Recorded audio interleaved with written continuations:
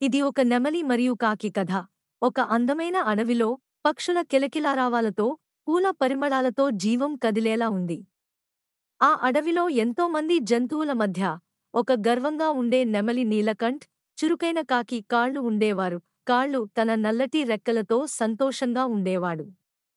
తన కాక శబ్దంతో కథలు చెప్పడం, నవ్వించడం అతనికి ఇష్టం.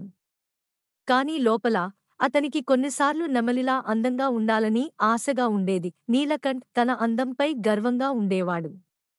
వర్షంలో తన రెక్కలతో నాట్యం చేస్తూ అందర్నీ ఆకర్షించేవాడు. కాని కాళ్ళుతో మాత్రం ఎప్పుడూ చిన్నచూపు. నీలకంఠ్ చెబుతున్నాడు. కాళ్ళు, నీవు దాగిపోయినే మంచిది. నీకు ఒక్క రంగు కూడా లేదు.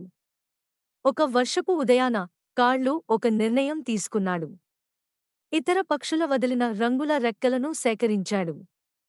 చెట్టు గుళిక సాపును ఉపయోగించి తనపై అతికించాడు. కాళ్ళు ఆనందంగా చెబుతున్నాడు, ఇప్పుడు నేనే ఈ అడవిలో అత్యంత అందమైన పక్షినవుతాను.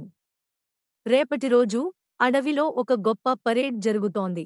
కాళ్ళు తన రంగుల రూపంతో చక్కగా నడుచుకుంటూ వచ్చాడు. జంతువులు ఆశ్చర్యంతో, వావ్! ఇది ఎవరు? ఎంత అందంగా ఉన్నాడు! తరువాత మళ్లీ వర్షం ప్రారంభమైంది.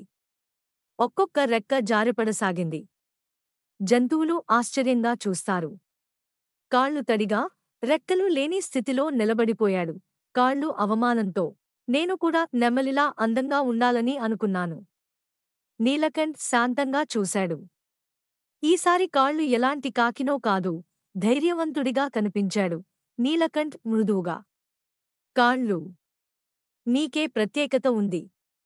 నీ రంగుల అవసరం లేదు. నీ హృదయం అందంగా ఉంది. ఆ రోజునుంచి నీలకంఠ్ మరియు కాళ్ళు మంచి స్నేహితులయ్యారు. కలిసి నాట్యం చేశారు, కథలు చెప్పారు. అందరికీ అంతరంగికమైన అందం గురించి చెప్పారు. ఇతరులతో పోల్చుకోవద్దు. నీ ప్రత్యేకతే నీ అందం. ఇది నెమలి నీలకంఠ్ మరియు కాకి కాళ్ళు కథ. రంగులు, ఆత్మవిశ్వాసం మరియు స్నేహమనే మంచి సందేశంతో కూడిన కథ.